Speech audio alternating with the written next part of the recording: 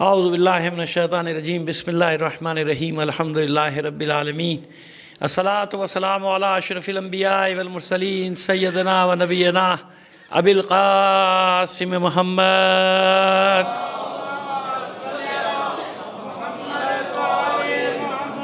وآلہ الطیبین الطاہرین المعصومین ولعنۃ اللہ علی اعدائہم اجمعین من الآن الی قیام یوم الدین اما بعد فقد قال اللہ تعالی فی کتابہ المبین وہو اصدق القائلین وقولہ الحق بسم اللہ الرحمن الرحیم واطیعوا اللہ ورسولہ ولا تنازعوا فتفشلوا وتذہب ریحکم واصبروا ان اللہ مع الصابرین۔ صلوات بھیجیے محمد وعلی محمد پر۔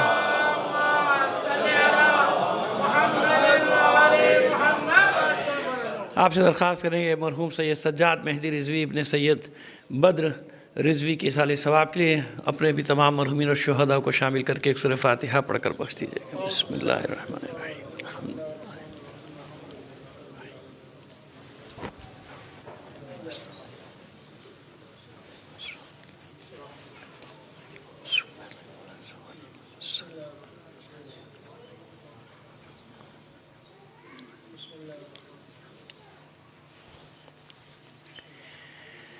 ایک صلوات عنایت فرما دیجیے محمد وعلی محمد پر۔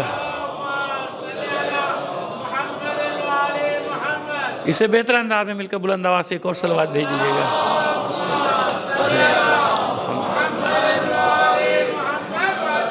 عزیزان محترم، دو چیزوں کو ہم آپ کے سامنے لے کر چل رہے ہیں کہ جو آج تک سلسلہ ٹوٹا نہیں، جاری ہے، دشمنی کا سلسلہ جاری ہے۔ معرکہ حق اور باطل کا ہے، لیکن کہیں اس کا نام بنی امیہ ورسز بنی ہاشم ہے، کہیں یہود و نصارہ ورسز اسلام ہے۔ معرکہ حق و باطل کا ہے۔ کہتے ہیں کہ جب یہ دو خاندانوں کی لڑائی تھی، بنی امیہ اور بنی، ہم بھی کہتے ہیں ہاں بھائی تھی، بالکل ایسے تھی جیسے حابیل اور قابیل کی لڑائی تھی۔ دونوں بھائی تھے کہ نہیں تھے؟ سگے بھائی تھے نا، حابیل قابیل سگے بھائی تھے، لیکن ایک حق کی نمائندگی کر رہا تھا، ایک باطل۔ تو اگر آپ خاندان کی حیثیت سے دیکھیں، ہاں دونوں خاندان کی لڑائی تو آج تک چل رہا ہے۔ وہ سفیانی کا خروج ایسے تھوڑی ہوگا۔ جب سفیانی کا خروج ہوگا، جو وہاں بھی ہمارے یہاں سب کیا لکھا ہے نا، ایک ہی بات لکھی ہے، سفیانی کا خروج ہوگا تو مقابلے پہ کون آئے گا؟ ہاشمی آئے گا کہ نہیں آئے گا؟ ہاشمی ہوگا نا، جو آئے گا وہ کون ہوگا؟ ہاشمی ہوگا۔ میں امام زمانے کی بات نہیں کر رہا، اس سے پہلے بھی جو لشکر ہوگا خراسانی کا تو ہاشمی کے ہاتھ میں ہوگا نا، سید ہاشمی ہوگا۔ اور خود اگر امام زمانہ اجل اللہ تعالیٰ فرجہ شریف کو بھی لے لیجئے تو وہ بھی ہاشمی ہے نا۔ تو میں کبھی بھی اس کی تردید نہیں کرتے، وہ کہتے ہیں دو خاندانوں کی لڑائی تو ہوئے، بالکل ہو دو خاندان، لیکن ایک حق کو فالو کر رہا تھا اور دوسرا باطل کو۔ آئیے، آپ سے وعدہ کیا تھا، اچھا لے کر چل رہے ہیں ساتھ ساتھ ہم، کہ معلوم رہے کہ اہل مکہ کی دشمنیوں کی کیا وجہ تھی اور یہودیوں کی دشمنی کی کیا وجوہات تھی۔ ان دونوں کو میں آپ پہلی مجلس دیکھ رہے ہیں، میں ساتھ لے کے چل رہا ہوں، اور وعدہ بھی کیا تھا کہ جہاں موقع ملے گا جناب ہاشم کے بارے میں تھوڑا سا بتا دیں، کیونکہ ان کا بہت زیادہ نام آتا ہے نا، ہر جگہ نام آتا ہے۔ میں نے عرض کیا تھا کل یا پرسوں کی مجلس میں کہ وہ ہیں جناب ہاشم، کہ ہاشمی ہونے پہ اللہ کا رسول فخر کرتا ہے، تو کیوں بھائی؟ وہ ہیں جناب ہاشم کہ مولا عارفان فخر کرتے ہیں کہ میں ہاشمی ہوں، اور صرف یہ نہیں فخر کرتے، کہتے ہیں روئے زمین پہ پہلا نجیب الطرفین ہاشمی ہوں، میرا باپ بھی ہاشمی ہے، میری ماں بھی۔ تو کون ہے یہ ہاشم؟ کیا ہے یہ ہاشم؟ تو تھوڑا سا چند منٹ ان کے اوپر بات کریں گے، پھر آ جائیں گے بنی قریظہ کا قصبہ، کیونکہ آج بھی وہی دو اتحاد ہیں۔ آج بھی سمجھ لیجیے کہ بنی امیہ اور یہودی ساتھ ہیں، ہے نا، ساتھ ہیں نا آج بھی، وہ سب ایک لشکر ایک طرف ان کا ایک، اور ہاشمیوں کا لشکر اور ان کے حامیوں کا لشکر ایک طرف ہے نا۔ لیکن حق اور باطل ہے، یاد رکھیے گا، حق اور باطل کا معرکہ ہے، ادھر حق ہے ادھر باطل ہے۔ تو یہ اتحاد کب بننا شروع ہے؟ تو بتا رہے ہیں، اس کی تاریخ بتا رہے ہیں کہ اس کے اتحاد کیا، اتحاد کی تاریخ ہے کیا۔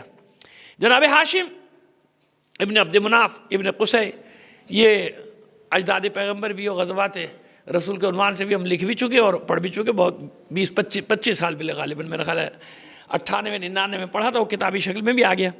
لیکن اس کا خلاصہ آپ کو دو چند جملوں میں پیش کریں گے جناب ہاشم کا، کہ جناب ہاشم وہ شخصیت ہے جس کے بارے میں قرآن میں پوری ایک سورت فضیلت میں آئی ہے، پوری ایک سورت، سورہ قریش، سورہ نہیں بتائیں گے وہ، جیسے سورہ فیل ہاتھی کی فضیلت ہے کیا، یا ابابیل کی فضیلت ہے؟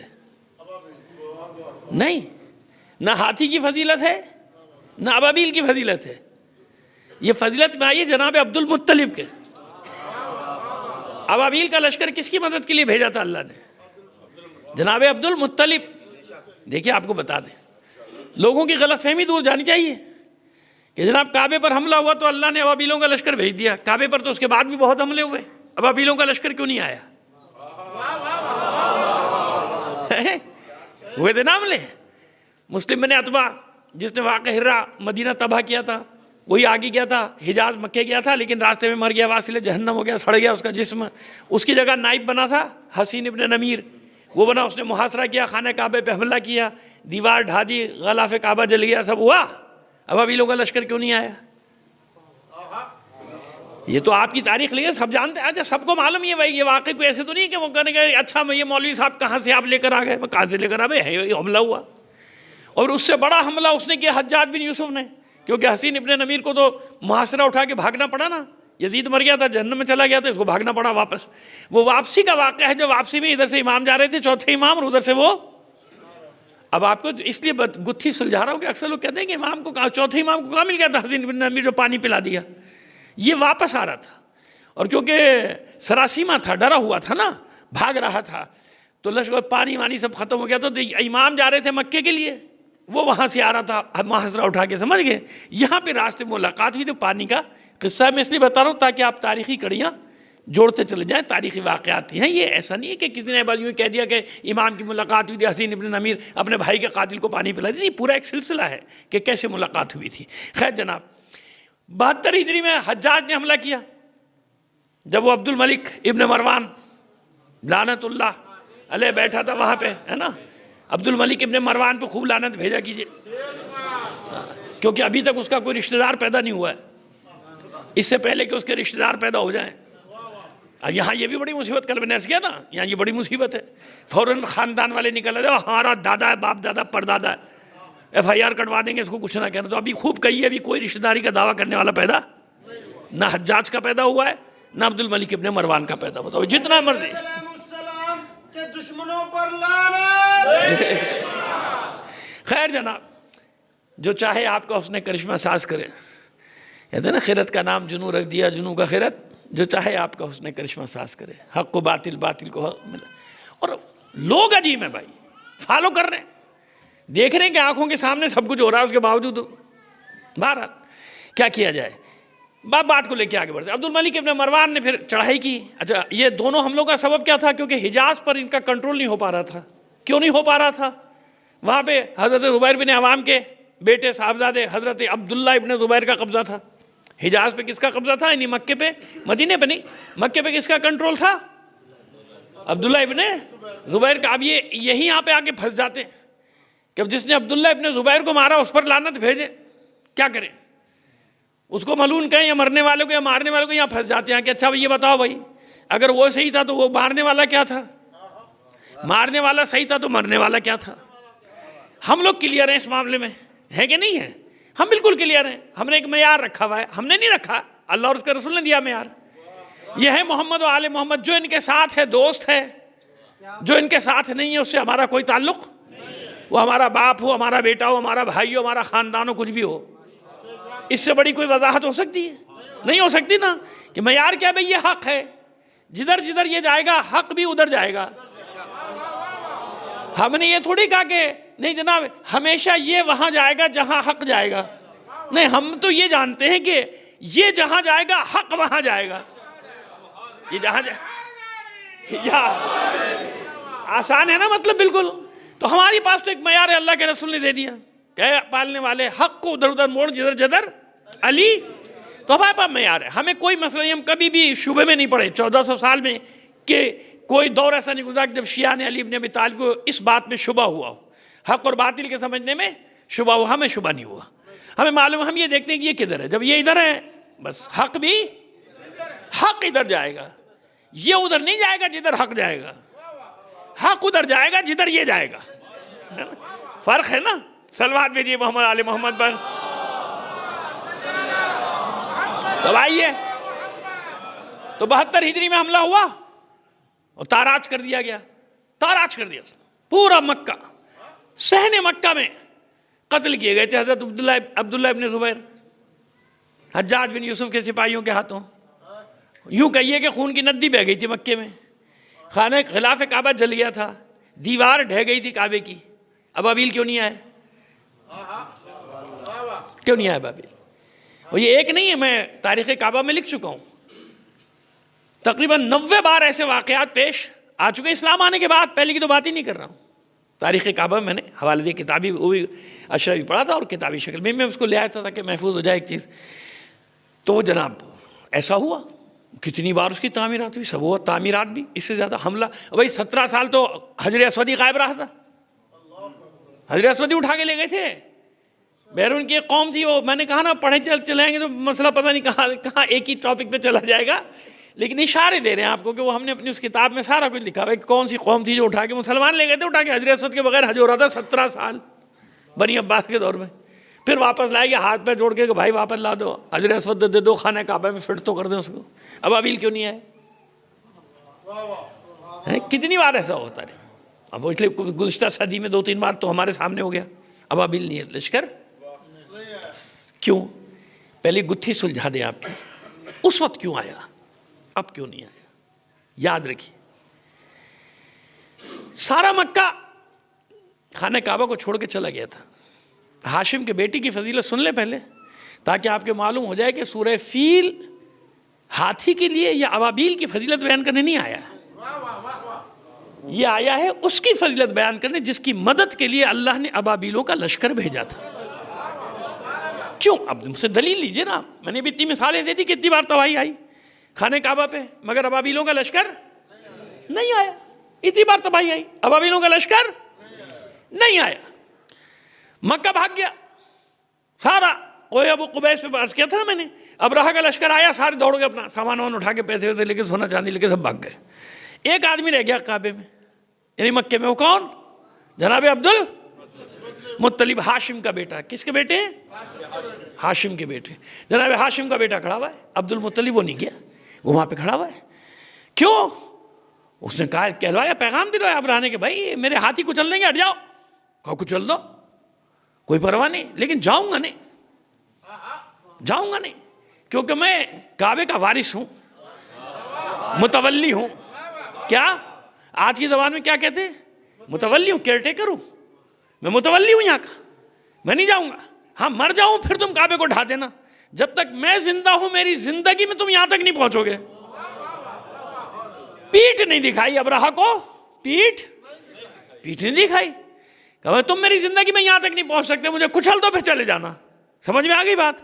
اب یاد رکھو, جب کعبے کا محافظ اللہ کی مرضی کا ہوگا. ابھی دلیل پوری نہیں ہوئی, سنیے, یہ بھی دعویٰ ہے, یہ جو کہہ رہا ہوں یہ بھی دعویٰ ہے, دلیل اس کے بعد دوں گا. ابھی دعویٰ کر رہا ہوں کہ جب محافظ اللہ کی مرضی کا ہوگا تب غیبی مدد آئے گی. محافظ اللہ کی مرضی کا نہیں ہوگا, غیبی مدد نہیں آئے گی. چاہے کعبے کا غلاف جل جائے, چاہے حجر اسود چرا کے لے جاؤ, اٹھا کے لے جاؤ, چاہے کعبے کی دیوار جائے. کیوں؟ اگر اس زمانے میں ابابیلوں کا لشکر آ جاتا تو کوئی بھی ایک فریق اپنے لیے استعمال کرتا کہ دیکھا میری مدد کے لیے اللہ نے ابابیلوں کا لشکر بھیج دیا.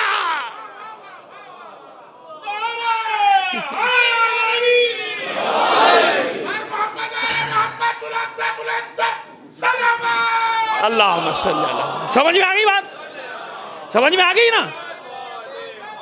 اب آپ سمجھ گئے, 2 فریقوں کی لڑائی ہو رہی ہے. ابابیلوں کا لشکر آتا تو دوسرا کہا دیکھا میں حق پر ہوں, اللہ نے میرے لیے ابابیلوں کا. تو اللہ کو یہ تو گوارا ہے کہ اس کے گھر پہ آنچ آ جائے, لیکن یہ گوارا نہیں ہے اللہ کو کوئی باطل اپنے لیے استعمال کر لے. میری مدد جب ہی آئے گی جب میرا نمائندہ کھڑا ہوا ہوگا. تو یاد ہے کہ سورہ فیل کس کے لیے؟ جناب عبد المطلب کے لیے. ان کی فضیلت بیان کر رہا ہے, ورنہ اس سے پہلے بھی کعبے پہ حملے ہوتے رہے. اللہم صلی اللہ. آئیے, میں نے مقدمہ قائم کر دیا, اب آ جائیے ہاشم کی طرف. یاد رکھیے, اس ناچیز نے 1998 میں پہلی بار اس خادم نے ہی اشرا پڑھا تھا اجداد پیغمبر پر.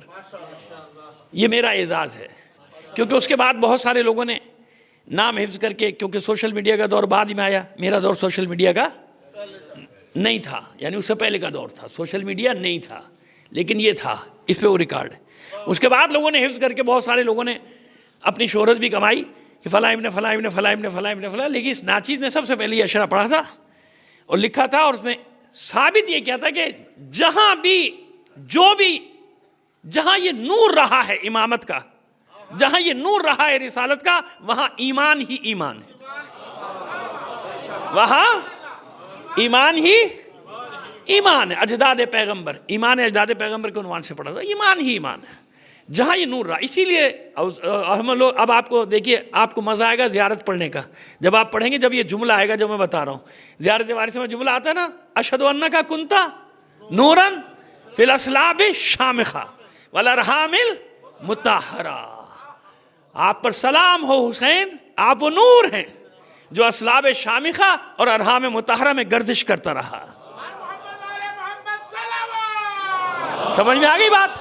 یہ ہے وہ، میں نے کہا نا کہ ہمیں اس بارے میں کبھی کوئی شبہ ہے ہی نہیں، وہ ارحام مطہرہ اصلاب شامخہ کا سلسلہ ہے جہاں بھی یہ نور منتقل ہوتا رہا۔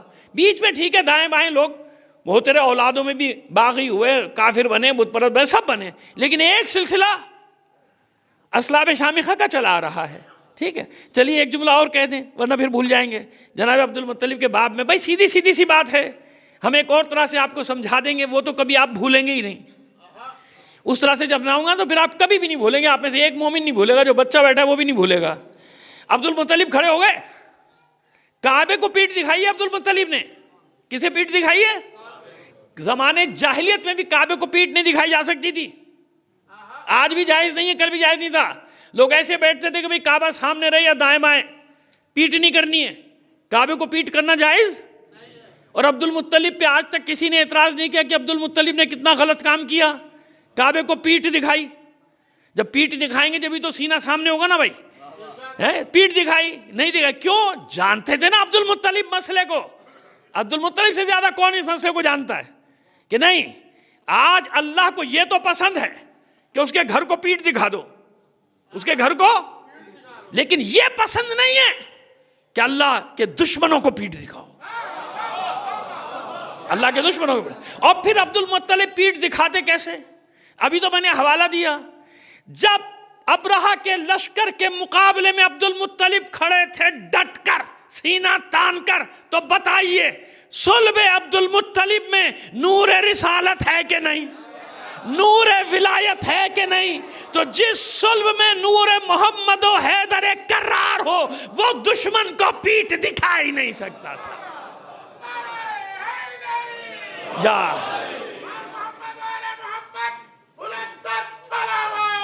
اللہ حافظ، آسان ہو گیا؟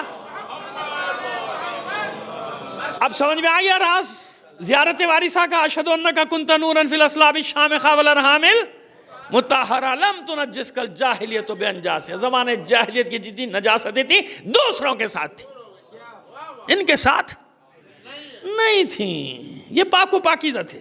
آئیے ہاشم، یہ ضروری تھا نا تاکہ آپ کو پورا پس منظر پیش منظر سب معلوم ہو جائے کہ ہاشم کون، یعنی عبد المطلب بیٹا ہے تو کس کا بیٹا ہے؟ ہاشم کا بیٹا۔ ہاشم نام تھوڑی ہے، ابھی کل ہی تو عرض کیا تھا میں نے یا پرسوں، نام ہے امرو۔ کیا نام ہے؟ امرو۔ اور العلا اس کے ساتھ لقب لگتا تھا، یعنی بلندیوں والا، امرو العلا۔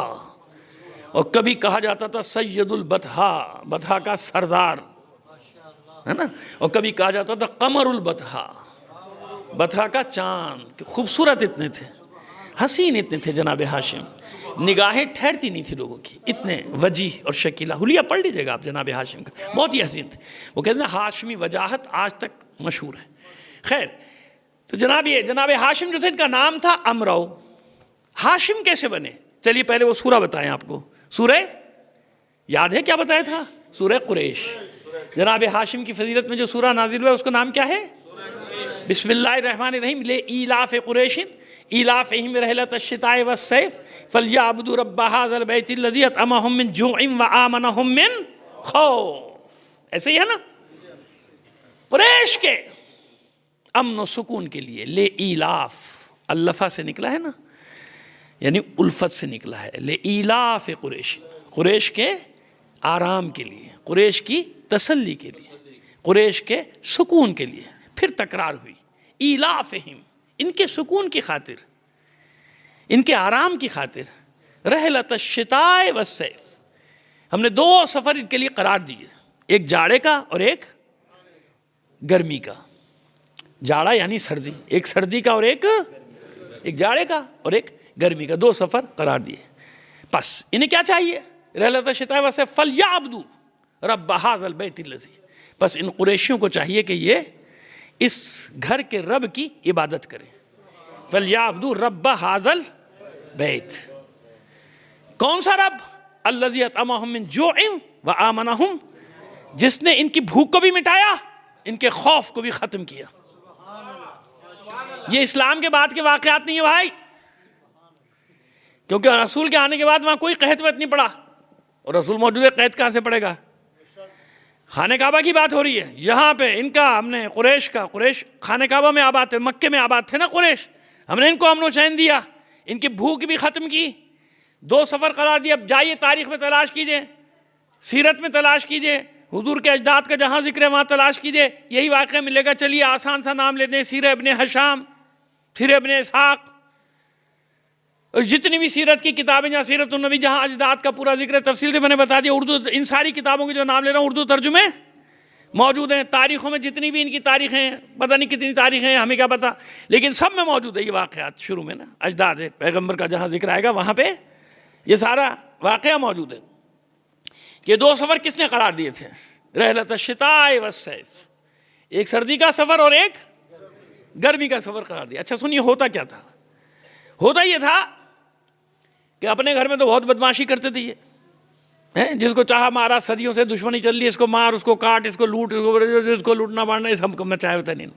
باہر جب نکلتے تھے تو گیدڑ، باہر جب جاتے تھے تو گیدڑ. اچھا یہاں ظاہر ہے کہ سبزہ تو ہے نہیں، نہ دریا ہے، نہ پانی ہے، نہ سبزہ ہے. ان کے سارا معیشت ڈیپینڈ کرتی تھی یمن اور شام پہ. ایک سفر، ایک بار یمن جاتے تھے یہ سامان لے کے. اپنا سامان کیا ہوتا تھا بھائی؟ یہ چمڑا، اونٹوں کی، جانوروں کی، بھیڑوں کی، کھالے والے، یہ سب لے کے جاتے تھے. کہیں سے ادھر ادھر سے اور چیزیں جمع کر لیں وہ لے کر جاتے تھے، اور اچھی بناتے تھے. پینے، ان کا جو پینے والا شربت تھا وہ بہت اچھا بناتے تھے. یہ ساری چیزیں لے کر جاتے تھے، بیچا کرتے تھے. اور وہاں سے اس کے بدلے میں کیا لے کر آتے تھے؟ اجناس، جنس، یعنی کھانے پینے کی، کیونکہ یہاں تو نہیں ہوتا تھا. گندم اور یہ اور وہ ساری چیزیں، آٹا، چاول، دالیں والے جو بھی لانا ہے وہاں سے لاتے تھے. یہ تجارت تھی. ہوتا یہ تھا کہ جب یہ جاتے تھے واپسی میں ڈاکو ان کے گلے پڑ جاتے تھے. ڈاکو راستے میں لوٹ مار کر لیتے تھے، چھین لیتے تھے، سب لٹ جاتے تھے. اور ان کی مصیبت آ جاتی تھی کہ کیا کریں بھائی. پریشان ہو کے آتے تھے کہ جو تھا وہ بھی ہاتھوں سے لٹ گیا. یمن میں بھی واپسی میں یہ ہوتا تھا اور شام سے واپسی میں بھی ہوتا تھا. یہ پوری قوم ادھر آئی. کسی سردار کے پاس نہیں گئے، سرداروں کے قافلے تو اپنے لٹ جاتے تھے. عبد المطلب کے ہاشم کے پاس آ گئے، جناب ہاشم کے پاس آئے. یہ تاریخی واقعہ ہے، سیرت میں بھی یاد رکھیے، سیرت نگاروں نے بھی لکھا، مورخین نے بھی لکھا. اور آ کے کہا ہاشم بہت پریشان ہے، اس کا کوئی حل نکالو، یہ ہمارے لیے مشکل ہو گئی ہے. اور یہ سارے آتے ہیں حملہ کر کے ہم سے چھین چھان کے لے جاتے ہیں، اور ہم پہ سارا سال ادھار پہ چل رہے ہوتے ہیں، قرضوں پہ چل رہے ہوتے ہیں. ہاشم نے کہا اچھا میں یہ انتظام کرتا ہوں. جناب ہاشم نے پہلا سفر کیا شام کا سفر کیا. اور شام کے حاکم کو جب پتہ چلا کہ ہاشم آ رہا ہے، خبر مل گئی، سرحد پہ اس نے دستہ بھیجا کہ جاؤ اپنے حلقے میں اس کو لے کر آؤ، کیونکہ یہ وارث کعبہ ہے. یعنی بظاہر اس کے پاس اختیار ہے یا نہیں ہے، لیکن وہ جانتے تھے کہ اصل آدمی ہے کون، ہے نا، اصل کو وہ پہچانتے تھے. کہ لے کر آؤ، یہ وارث ابراہیم یہی ہے، وارث اسماعیل یہی ہے. خیر ان کو لے کر گئے، بڑا احترام ہوا، بیٹھ گئے، اپنے ساتھ بٹھایا حاکم شام نے. ہاں بھائی کہیے کیسا نوا، کیا لے کر آئے آپ؟ تو جناب ہاشم کہتے دیکھ اپنے لیے کوئی سوال لے کر نہیں آیا. پہلے اس کو بتا دیا کہ اپنی غرض سے نہیں آیا. ہمارے یہاں یہ ہوتا ہے کہ جیسے دربار میں جاتے ہیں نا، قوم کے کام تو باہر رکھ کے چلے جاتے ہیں، اپنے کام لے جاتے ہیں. اس لیے قوم مسائل میں گرفتار ہے 90%. جو ہمارے نمائندے بنتے ہیں نا ماشاءاللہ، میں نے دیکھا ہے نا، وہ پرچیاں جیبوں میں ہوتی ہیں، وہ ہمارے لیے کیا بات کریں گے؟ وہ اپنے مسائل لے کر جاتے ہیں، بھانجوں کے، بھتیجوں کے، بیٹوں کے، رشتہ داروں کے، زمین کے، پلاٹ کے، اس کے، اس کے، نوکری کے، ٹرانسفر کے۔ اچھا نہیں لگ رہا ہوگا کچھ لوگوں کو، لیکن بھائی میں تو کہہ دیتا ہوں، کیونکہ میں نے اپنی آنکھوں سے یہ سب کچھ دیکھا ہے نا، اور دیکھتا رہتا ہوں۔ تو لہٰذا پہلے مرحلے میں بتا دیا کہ درباروں میں جب جاؤ تو اپنے ذاتی کام کبھی بھی پیش نہ کرو، ورنہ تم قوم کا مقدمہ لڑ ہی نہیں سکتے۔ اسی لیے اتنے بڑے بڑے لوگوں کی وہاں زبانیں بند ہوتی ہیں، کیونکہ وہ اپنے اتنے کام لے چکے ہوتے ہیں کہ ان کی ہمت نہیں ہوتی کہ وہ مردوں کی طرح ڈٹ کر ان سے بات کریں۔ وہ کہے گا اچھا تو ابھی کھولوں تیری فائل، دم نکل گیا۔ جیسی وہ کہتا ہے کھولوں تیری فائل، ان کا دم نکل گیا۔ نہیں، حضور حضور حضور، یہ میں نے 2 جملوں میں آپ کو پوری کہانی بتا دی کہ کیا ہوتا ہے، ٹھیک ہے؟ تو اپنا کام لے کر نہیں آیا، اپنی قوم کے کام لے کر آؤں۔ کہا کہیے کیا مسئلہ ہے؟ کہ دیکھ تو جانتا ہے ہم ایسی جگہ پہ رہتے ہیں جہاں نہ پانی ہے، نہ سبزہ ہے، نہ کچھ، ہمارے لوگ غریب ہیں، سارا سال جانوروں کی، اونٹ کی چمڑیاں کھا لیں، یہ سب وہ اکٹھا کرتے ہیں، اپنا سامان اکٹھا کرتے ہیں، یہاں آتے ہیں تاکہ یہاں سے اناج لے کر جائیں۔ جب جاتے ہیں تو واپسی میں ڈاکو لوٹ لیتے ہیں۔ اس نے یہ نہیں کہا کہ ڈاکو 2 قسم کے تھے، آج بھی ڈاکو 2 قسم کے، ایک ڈاکو وہ ہوتے ہیں جو بغیر چنگیوں کے لوٹتے ہیں، وہ باقی رہا سا چنگی والے لوٹ لیتے تھے، یعنی اس کے اپنے سپاہی، جب بہتی گنگا میں ہاتھ دو، چھین لو ان سے سامان، سمجھ گیا آپ؟ تو 2 قسم کے ڈاکو ہر زمانے میں چلتے ہیں۔ یہ تو جناب وہ لوٹ لیتے تھے، لشکروں کو ہمارے اس کو لوٹ لیتے ہیں۔ کہتا اچھا ایسا ہے کہ ہم تجھ سے، میں تجھ سے اس لیے کہ امان لوں مکے کے لوگوں کے بارے میں جو آتا ہے۔ کہ اچھا لکھو۔ اب اس نے جناب حکم نامہ لکھوانا شروع کیا، لکھو ہاشم کے احترام میں۔ کس کے احترام میں؟ ہاشم کے احترام میں لکھو۔ آج سے جتنے بھی حجاز کے کاروان آئیں گے، آنے سے لے کر جانے تک حفاظت کی ذمہ داری ہماری ہے،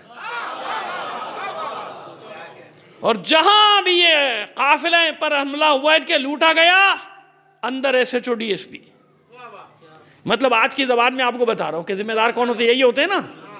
وہ تو کہا صاحب اس چوکی، اس جگہ کے ذمہ داروں سب کو اندر کر دو، سزا دوں گا، کوئی نہیں لوٹنا چاہیے۔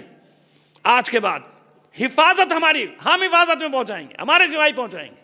یہ ہوتا ہے حکومت، یہ ہوتی ہے رٹ۔ کیا ہوتی ہے؟ رٹ۔ ایسا نہ ہو کہ محافظوں کے درمیان میں ہی کارواں لٹ جائے، حملہ ہو جائے، برباد ہو جائے، تو ادھر ادھر کی نہ بات کر، یہ بتا کہ قافلہ کیوں لٹا۔ مجھے رہزنوں سے غرض نہیں، تیری رہبری کا سوال ہے۔ کیسے کانوائے پر حملے ہوتے ہیں، کیسے لوگ شہید کر دیے جاتے ہیں، 100 لاشیں پڑی ہیں۔ ہمیں کہانیاں سنا رہے ہو، بچہ سمجھتے ہو ہمیں، پوری دنیا میں تمہاری کہانیاں کھل چکی، اب کیا تم پردے ڈالو گے؟ سمجھ میں آ گئی بات؟ تو اس نے کہا نہیں، ہم ذمہ دار ہیں، ہماری حکومت ہے، ہم ذمہ دار ہیں، ان کی جان و مال کے۔ آئے مکے میں، لو بھائی یہ تمہاری، اب دیکھو سفر کے مہینے مقرر ہو گئے، سردی میں تم ادھر جاؤ گے، سردی میں تم شام کا سفر کرو۔ کہا خوش ہو گیا مکہ، کہا چاہو وہ اب یمن کا مسئلہ، کہا وہاں بھی جائیں گے۔ یمن کا سفر کیا، یمن کے حاکم کو معلوم، اس سے پہلے بھی جاتے تھے نا سارے سردار، کیوں کسی کو لفٹ نہیں کراتا تھا؟ شام کا حاکم یا یمن کا حاکم جانتا تھا چور ہیں، جانتا تھا چور ہیں۔ سمجھ میں آ رہی ہے بات؟ میں آج کی بات نہیں کر رہا بھائی، 1500 سال پرانی بات کر رہا ہوں۔ صلوات بھیجیے محمد آل محمد پر۔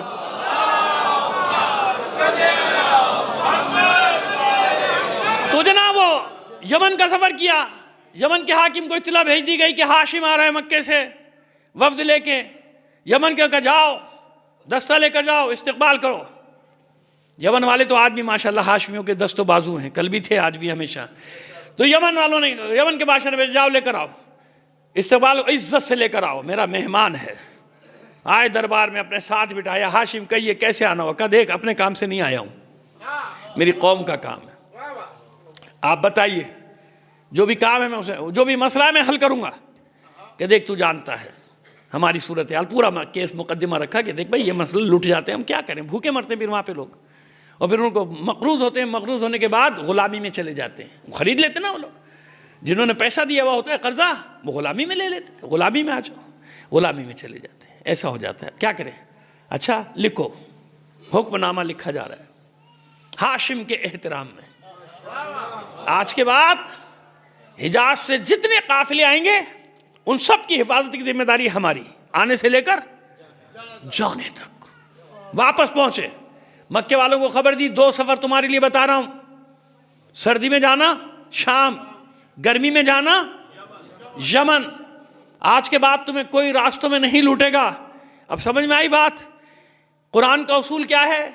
کام اللہ کی مرضی کا ہو تو اپنی طرف پلٹ آتا ہے۔ ابھی کچھ لوگ نہیں سمجھے، جو نہیں سمجھے انہیں سمجھا رہا ہوں، وَمَا رَمَيْتَ إِذْ رَمَيْتَ وَلَكِنَّ اللَّهَ رَمَى۔ اے حبیب، جب کنکریاں آپ مار رہے تھے تو آپ نے تھوڑی ماری، ہم نے ماری تھی، ہے نا؟ ید اللہ فوق ایدیہم، یہ بیعت شجرہ کے بارے میں کہ ہاتھوں پر ہاتھ رکھ کے جو بیعت کر رہے تھے، ان سب سے اوپر اللہ کا ہاتھ تھا۔ اللہ جسم و جسمانیات نہیں رکھتا، بس دیکھا کرو کہ سب سے اوپر ہاتھ کس کا ہے۔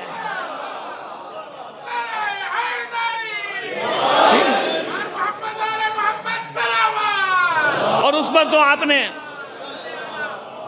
اس آیتوں پر تو آیات پر تو آپ پوری زندگی اشرے پڑھتے سنتے گزر گئی ہوگی، جس میں ارشاد ہوا علم یجد کا یتیمن فآوا، ہم نے آپ کو یتیم پایا تو کیا پناہ نہیں دی؟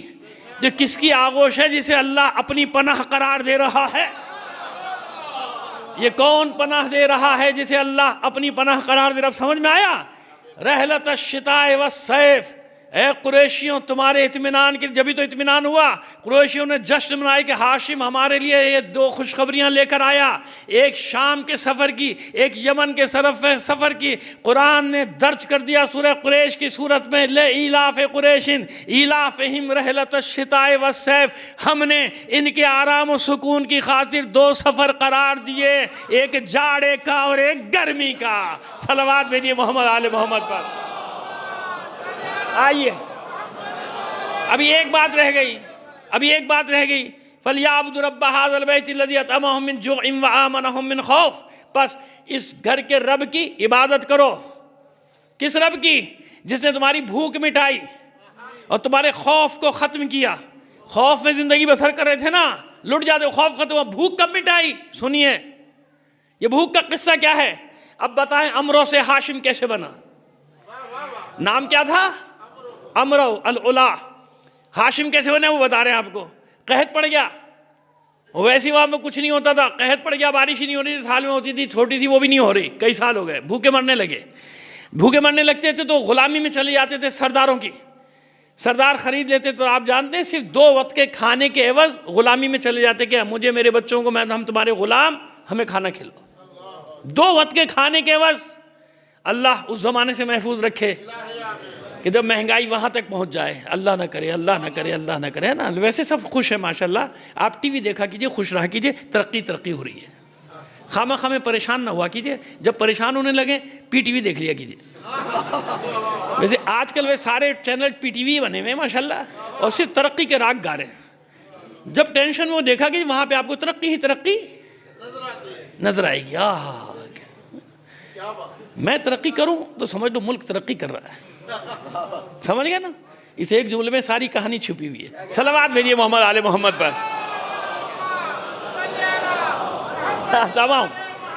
اطعمہم من جوع وآمنہم من خوف، بھوک سے نجات دی، مر رہے تھے بھوک سے۔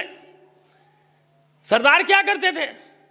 اناج لاتے تھے، 1 روپے والی روٹی 100 روپے کی ہو گئی، جیسے اب ہوتا ہے ماشاءاللہ ہمارے یہاں انسانیت کا قتل عام ہوتا ہے نا، مر رہا ہے وہ تو، اور جناب ذخیرہ اندوزی کر لیتے ہیں لوگ کہ اب مہنگا بکے گا، اب مزہ آئے گا، سیلاب آ گیا، طوفان آ گیا، زلزلہ آ گیا، اب ہماری آمدنی چاندی ہو جائے گی، سب یہ کرتے۔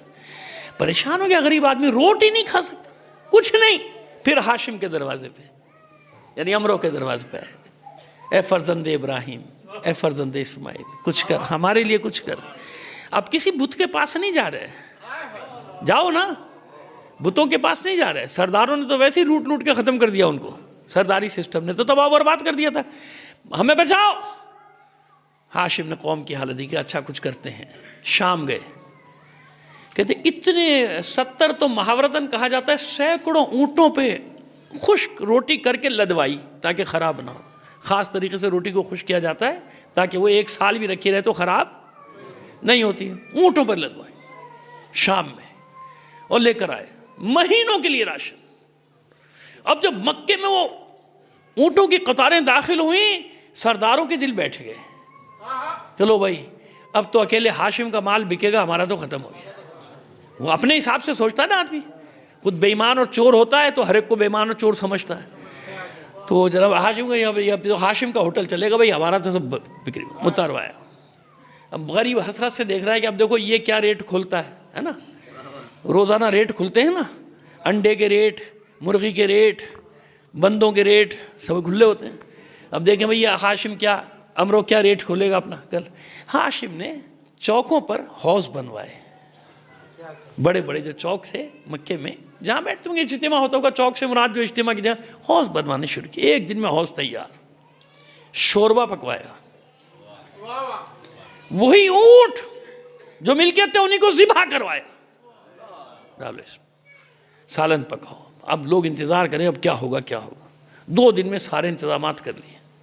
تیسرے دن صبح ہی صبح ہاشم نے ابا کاندھے پہ, امامہ سر پہ, کمر میں پٹکا حمائل کیے ہوئے, شمشیر لگی ہوئی, ابراہیم کا عصا ہاتھ میں, اپنی رہائش گاہ سے برآمد ہوئے ایک شان کے ساتھ.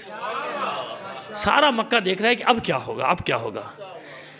مرکزی مقام پر آ کے بیٹھ گئے خانہ کعبہ کے اس حوض کے سامنے, اور روٹیاں زانو پہ توڑتے تھے, اور دوسرے بھی بنی ہاشم بھی کرتے تھے, لیکن خود بھی اس روٹی کو توڑتے تھے اور شوربے میں ڈالتے تھے. اعلان کر دو مکے میں کوئی قیمت نہیں ہے, آؤ سب کھاؤ, پیٹ بھر کے کھاؤ.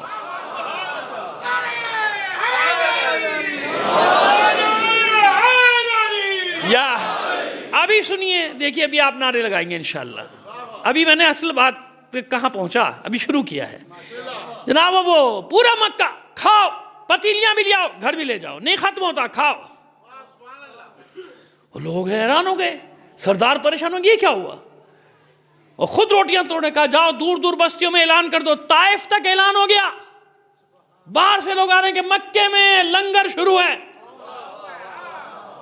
مکے میں کھانا دیا جا رہا ہے, آ جاؤ. یہ وہاں سے سلسلہ چلا ہے تبرک کا ہماری. اس کے لیے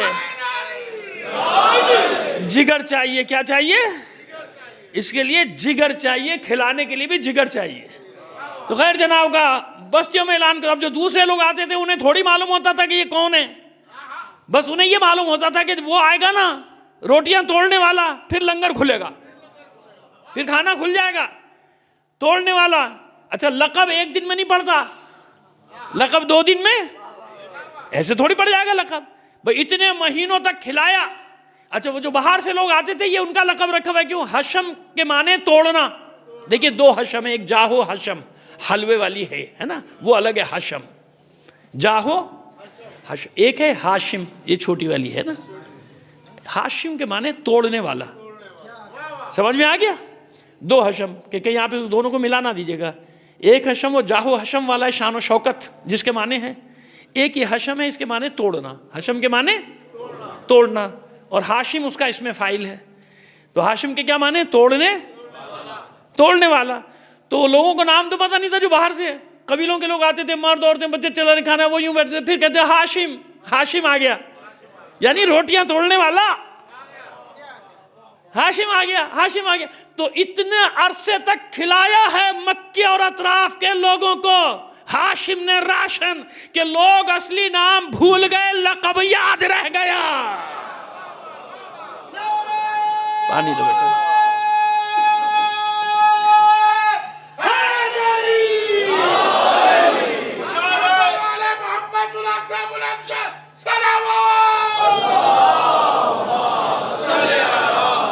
سمجھ میں آ گئی بات, آسان ہو گیا. مطلب ہاشم نام نہیں ہے, پھر بات جا کے پڑھ لیجئے گا, ہاشم نام تھوڑی ہے, لکھا ہوا ہے امرو نام ہے, ہاشم ہے لقب. لیکن کتنا عظیم انسان ہے وہ کہ جس کا اصل نام لوگ بھول گئے. آج تک لقب وہی بنی ہاشم کہلائے, ہاشم نام نہیں رکھا تھا باپ نے, بنی ہاشم کہلائے. آج تک فخر کرتے ہیں سادات ہم ہاشمی ہیں. ہم کون ہیں, بنی ہاشم ہے, سادات کا فخر ہے کہ بنی ہاشمی ہے. تو ہاشم کون, جس نے بھوک مٹائی, سفر قرار دے ہاشم. مشیت کہتی ہے ہم نے سفر قرار دیا, بھوک مٹائے ہاشم. مشیت کہتی ہے کہ ہم نے بھوک مٹائی ہے. یعنی ایمان ہاشم پر مہر تصدیق ثبت کی جا رہی ہے. کافر تھے تمہارے باپ دادا محمد و علی کے نہیں.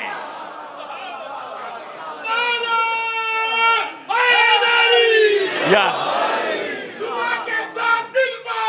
علی مولا علی مولا علی مولا علی مولا علی مولا یا علی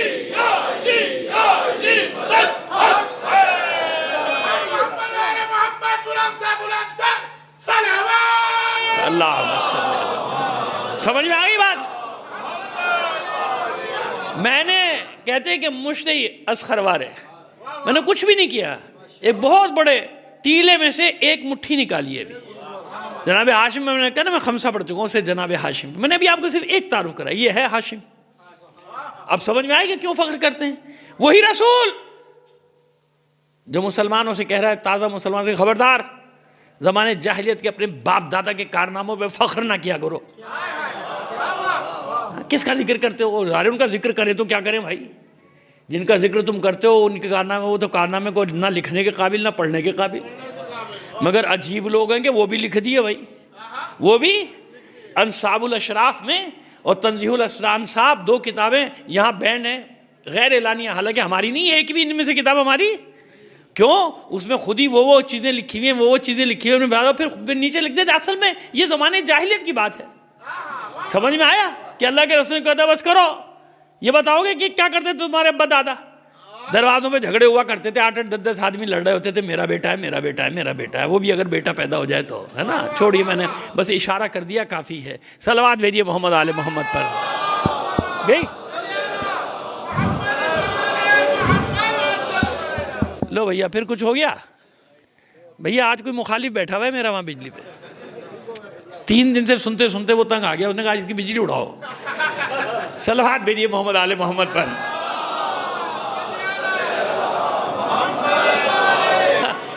آپ مذاق نہیں سمجھیے گا, واقعی ایک جگہ ایسا ہوا. وہ 3 دن تنگ آ گیا. ایک بجلی کا محکمہ, اس شہر کا نام نہیں لوں گا ورنہ پھر میری بجلی کاٹیں گے جب جاؤں گا. تو اس نے 3 مجلس کے بعد اس علاقے کی لائٹ ہی اڑا دی. ٹھیک ہی نہیں کرتے تھے, جاؤ جنریٹر لاؤ, یہ کرو وہ کرو, لائٹ نہیں. جب انہوں نے پوچھا کہتا یہ ہمیں گالیاں دے رہا ہوتا ہے, ہم نہیں سنیں گے اس کی. جاؤ. تو میں نے کہا یہاں بھی ایسے ہی نہ ہو گیا. حالانکہ ابھی تک میں نے بجلی والوں کو تو کچھ نہیں کہا ہے نا. شکر ہے الحمدللہ. صلوات بھیجیے محمد آل محمد پر. اچھا, اب آپ سے گزارش کریں گے, دیکھیے مجمع ماشاءاللہ خاصا ہو گیا, تھوڑا تھوڑا سا ایک درود بھیجتے ہوئے آگے بڑھائیے تاکہ وہ جو پیچھے تکلیف میں بیٹھے ہیں ماشاءاللہ. آئیے, جزاک اللہ جزاک اللہ. آجئے بیٹا, صلوات بھیجتے ہوئے آگے آ جائے اس میں. جزاک اللہ. تو آئیے جناب, اب دیکھیے وہی رسول جو منع کر رہا ہے, خبردار اپنے باپ دادا کا ذکر نہ کہ. وہی رسول حنین میں جب لشکر کے قدم اکھڑ گئے, 12,000 کا لشکر اور پسپا ہو رہا تھا. تاریخیں کوئی سی بھی اٹھا کے پڑھ لو, کوئی سی بھی کسی کا نام لینے کی ضرورت ہی نہیں ہے. پسپا. اور وہ تازہ کلمہ پڑھنے والے آئے تھے ساتھ مکے سے, وہ خوش ہو کے دیکھتے تھے, کہتے تھے اب یہ جدہ کے ساحل پر ہی رکیں گے جا کے. حنین میں, وادی حنین میں گیا ہوں, دیکھیے میں نے وادی حنین, جہاں یہ بنی حوازن اور بنی ثقیف کے تیر اندازوں نے رکھ لیا تھا. وہی 4-5 آدمی باقی بچے تھے مقابلے کے لیے, جانتے ہیں نا. ابھی تو میں بتا رہا ہوں کہ حضور کے اجداد, ابھی میں علی کی بات ہی نہیں کر رہا. اللہ کا رسول ایک ٹیلے پر کھڑا ہوا, ٹیلا بھی نہیں کہہ سکتے, ایک اونچا پتھر, اس کے اوپر اللہ کا رسول کھڑا ہوا. وہ جا رہا ہے لشکر, وہ بھاگ رہا ہے مسلمانوں کا, اور 5,000 تیر اندازوں نے اپنے تیروں پہ رکھا ہوا ہے ان کو. وہ پہاڑوں سے اوپر وادی میں تھے نا, یہ وادی میں تھے, غرور کرتے ہوئے جا رہے تھے آج کون ہرائے گا, میں کون ہرائے گا. دیکھو اللہ نے کہا اچھا ابھی تم دوڑتے ہو. مقابلہ ہو رہا تھا, پہلے کون, first second third fourth fifth 5, تو ٹاپ 10 کون ہوں گے. چلو میں 10 کر دیا اس کو, ٹاپ 10. صلوات بھیجیے محمد آل محمد پر.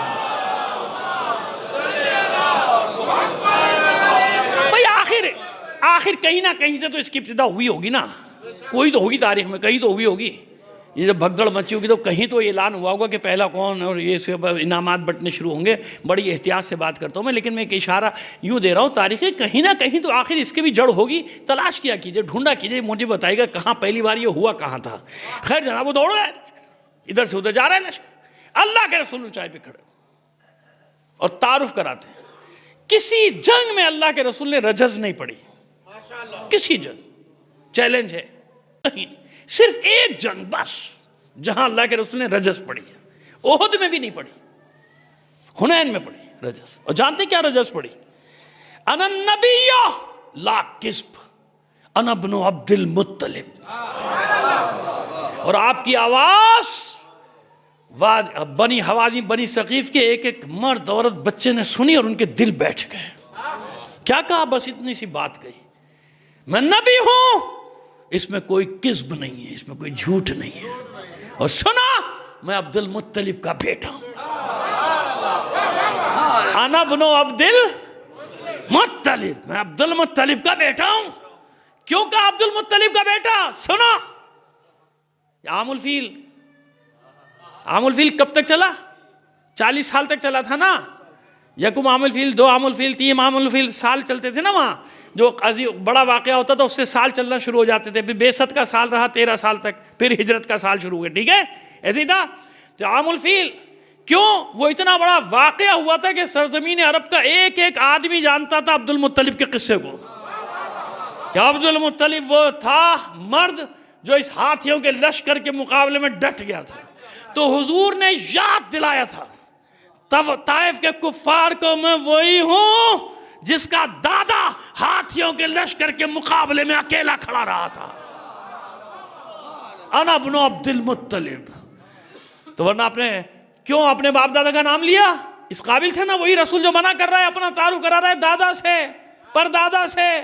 ابھی میں نے کہا کہ ہاشمی ہونے پہ کتنا فرق تھا، علی کو، رسول کو، ہم ہاشمی ہیں، مطلبی ہیں، ہمارا دادا ہاشم ہے، ہمارا دادا عبد المطلب ہے، یہ تھے یہ لوگ۔ آئیے اب دشمنی کی وجہ سمجھ میں آ گئی کہ جو عزت ہاشم کو مل رہی تھی وہ عزت انہیں کروڑوں روپے خرچ کر کے بھی نہیں مل رہی تھی، کیونکہ نہ معلوم وہ کروڑوں روپے کمائے کیسے تھے، جیسی کمائی ویسی عزت ہے نا، جیسی کمائی ویسی عزت۔ سمجھ میں آ رہی ہے؟ یقیناً آپ کو تو ہر بات سمجھ میں آئی ہے۔ آج صلوات بھیجیے محمد آل محمد پر۔ آئیے، ظاہر ہے کہ اتنا کچھ کرنے کے بعد اور یہاں عزت دے رہا ہے اللہ ہاشم کا، بنی ہاشم کو عزت ملتی ہے۔ یہ سبب بن گیا وہ حسد، وہ رقابت، وہ دشمنی کا، کہ جب قابو پاتے تھے، حملے کرتے تھے تو کس طرح بے دردی سے مارتے تھے، دیکھا نا آپ نے؟ کیونکہ دل میں وہ صدیوں کے بغض بھرے ہوئے ہوتے تھے، ہاشم ہاشم ہاشم، ہم کچھ بھی کرنے ہماری عزت نہیں ہوتی، ہاشم جہاں جاتا ہے اس کا نام، ہاشم جہاں جاتا ہے اس کی عزت۔ ہم اتنا خرچ کرنے کے بعد، ہم سردار، ہمارے پاس لشکر، ان کے پاس کچھ بھی نہیں ہے، عزت ان کے پاس ہے، اللہ نے ان کو عزت دی ہے۔ سمجھ میں آ گیا سبب؟ قریشیوں کی دشمنی کا سبب سمجھ میں آ گیا؟ اس لیے میں نے ابھی بہت واقعات ہیں لیکن میں نے بتایا تاکہ آپ کو اندازہ رہے کہ جو بات میں نے پہلے دن کہی تھی وہ ہے کیا، کہ سبب یہ تھا کہ جو عزت اللہ ان کو دے رہا تھا وہ لوگوں سے گوارا نہیں، وہ اسی بات کی لڑائی رہی، کربلا تک یہی تھا سلسلہ۔ اور یہی یزید نے بھی اعلان کیا تھا کہ بنو ہاشم نے معاذ اللہ صرف یہ ڈھونگ رچایا تھا، باقی کچھ بھی نہیں تھا، نہ فرشتہ آیا تھا، نہ وحی، نہ کوئی اسلام، نہ کچھ بھی نہیں تھا، بنی ہاشم نے یہ کہا تھا نا سارا۔ اب آئیے، یہ تھا ان کا سبب، آج تک وہی سبب ہے، آج تک وہی سبب ہے یہودیوں کا۔ کل تک بتایا میں نے آپ کو، یہ جو غزوہ خندق ہوا تھا اس کو آرگنائز کرنے والا کون تھا؟ یہودی۔ کیسے آرگنائز کیا تھا؟ میں نے بتایا تھا کہ یہودیوں کے سارے قبیلے نکالے جا چکے تھے سوائے بنی قریظہ کے، ایک قبیلہ اندر تھا، باقی سب کو بنی قینقاع، بنی نذیر، بنی غطفان، بنی سلیم، بنی المصطلق، ان سب کو باہر نکال دیا گیا تھا، مارا نہیں تھا ان کو، اور ان کو یہ بھی کہا تھا کہ اپنا سامان سمیت جاؤ، اپنا سامان بھی لے جاؤ، مویشی مال مویشی سب لے جاؤ، وہ سب لے گئے تھے۔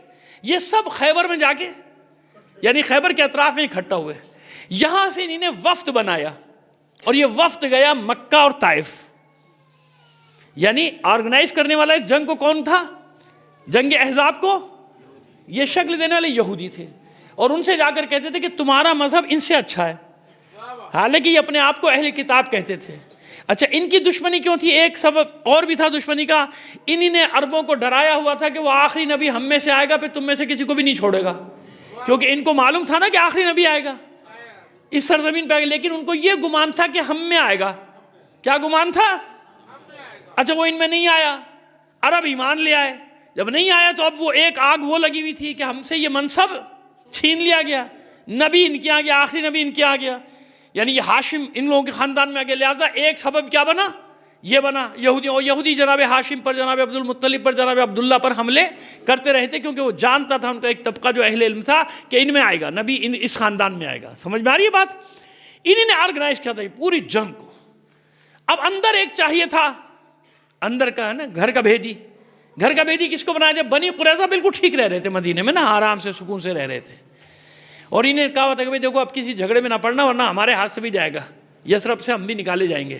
مگر ہوا یہ کہ وہ یہودیوں نے رات کی تاریکی میں سے اتنی میٹنگیں کی کہ بھائی تو کو ہمارا ملک ہے، ہمارا شہر ہے، ہمارے ہاتھ سے لے لیا گیا ہے، اور چلو ہم اس کو واپس لیں گے۔ جو آج انہوں نے گیم ایک ڈرامہ کیا ہوا ہے، تو میں اس کو بڑا اچھا جواب دے دوں۔ کہتے ہیں کہ 5000 سال پہلے یہ ہمارا ملک تھا۔ میں نے کہا ہاں بالکل صحیح، تو 5000 سال پہلے والا جب ان کا ملک ہو سکتا ہے، ان خبیثوں کا یہ اپنا دعویٰ کر سکتے ہیں، امریکہ کس کا تھا؟ امریکہ کس کا ملک تھا؟ 400-500 سال پہلے کون تھے اصل باشندے؟ Red Indian.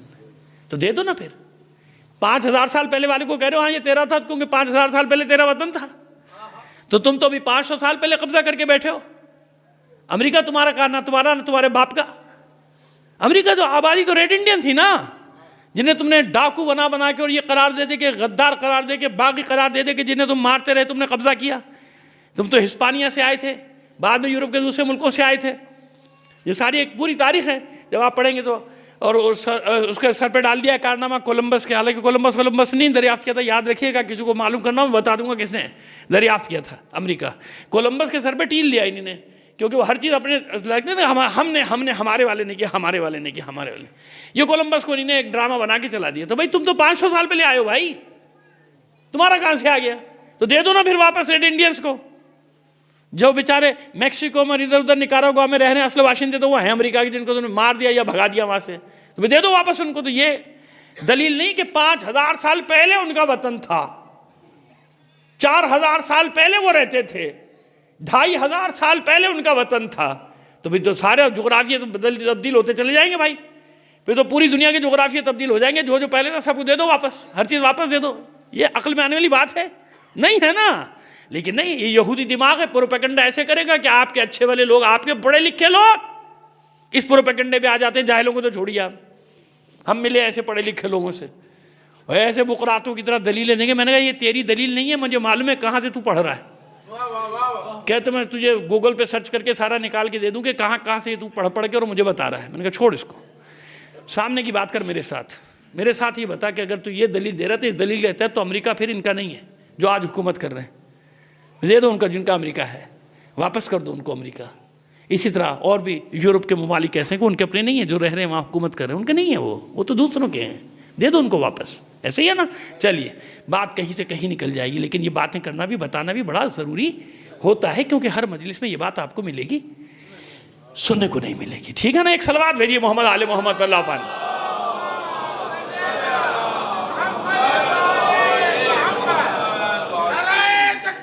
اللہ اکبر، یا رسول اللہ، یا اللہم صلی علی محمد۔ آئیے، بس کیا ہوا؟ ان لوگوں نے گھیرا، بنی قریظہ ان کے جال میں آ گئے، اور یہ ہوا کہ جب وہاں سے حملہ ہوگا مدینے کے اندر، یہ گلیوں میں سول وار شروع کرا دیں گے، منافقین بھی ان کے ساتھ مل جائیں گے، ہے نا۔ مختلف اکائیاں تیار کر لی جاتی ہیں، دھڑے تیار کیے جاتے ہیں سول وار کرانے کے لیے، کہ جیسے یہ کام ہو تم یہاں شروع، تم وہاں شروع، تم وہاں شروع، تم وہاں شروع ہو جانا، ٹھیک ہے نا۔ ابھی دیکھیے سوریا پر اٹیک ہوا ہے نا، کیوں؟ اسرائیل پر حملہ نہیں کیا انہوں نے، مجاہدین نے، ماشاءاللہ مجاہدین اسلام نے اسرائیل پر حملہ نہیں کیا، اپنے سنی بھائیوں کی مدد کے لیے نہیں گئے غزہ کے۔ حملہ کہاں کیا ہے؟ جو دفاع کر رہے ہیں ان کا۔ اگر کچھ نہیں ہوتا، بے فکر رہیے آپ، حلب ولب کچھ بھی ان کے قبضے میں نہیں گیا۔ ایک میڈیا کا سوریا ہے، ایک میدان کا سوریا ہے۔ وہ ابھی میں پڑھ رہا تھا، اب کسی بہت بڑے لیڈر کا بیان ہے، میرا اپنا جملہ نہیں ہے یہ، اس کا جملہ میں پڑھا تھا، کسی نے مجھے بھیجا، تو اس نے کہا ہے یہ اسے کہا کہ سوریا میں یہ ہو رہا ہے یہ ہو رہا ہے، اس نے کہا بھائی 2 سوریاں ہیں، یہ سوریا یعنی شام، سمجھ گئے نا آپ، سیریا جس کو انگلش میں، عرب اس کو سوریا کہتے ہیں شام کو، کہتے 2 سوریا ہیں بھائی، ایک سوریا ہے میڈیا کا، ایک سوریا ہے میدان کا۔ جو میڈیا کا سوریا ہے وہ تو بہت برے حال میں، بہت کمزور حال میں، ختم ہونے والا ہے، اور جو میدان کا سوریا ہے وہ قائم ہے۔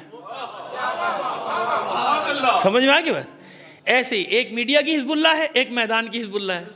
میڈیا کی حزب اللہ نے صلح کا معاہدہ کیا ہے اسرائیل کے ساتھ، میدان کی حزب اللہ کے سامنے اسرائیل نے گھٹنے ٹیکے ہیں صلح کے لیے۔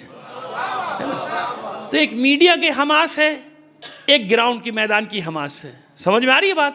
یہ یاد رکھیے کہ میڈیا ان کا ہے، سارا میڈیا کس کا ہے؟ چور کے بچوں کا ہے۔ صلوات بھیجیے محمد آل محمد پر۔ آئیے تو ابھی جناب یہ دھڑے بنا کے تم شروع ہو جانا سیلولار شروع۔ اتنی بڑی جنگ احزاب مذاق تھوڑی ہے، اتنا میں نے کل پورا پڑھا نا آیات، کتنی بڑی جنگ ہوئی ہے، مذاق ہے کوئی جنگ؟ وہ کہتے ہیں کہ علی کا وجود ہے جس نے قیامت تک کے لیے ضمانت دے دی، کل کفر کو شکست دے کر ایک ضربت جو تھی وہ قیامت تک کی ضامن بن گئی کہ اب کچھ نہیں ہوتا، آندھیاں آئیں گی، طوفان آئیں گے، سب آئیں گے، لیکن کوئی بھی بنیادوں کو ہلا نہیں سکے گا۔ ٹھیک ہے نا؟ یہ اتنی بڑی جنگ تھی۔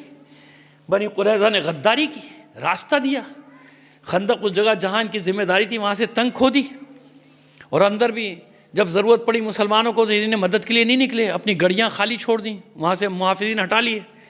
یعنی ایک عجیب سی صورت، یعنی وحشت کا دور دورہ تھا نا مدینے میں، وحشت۔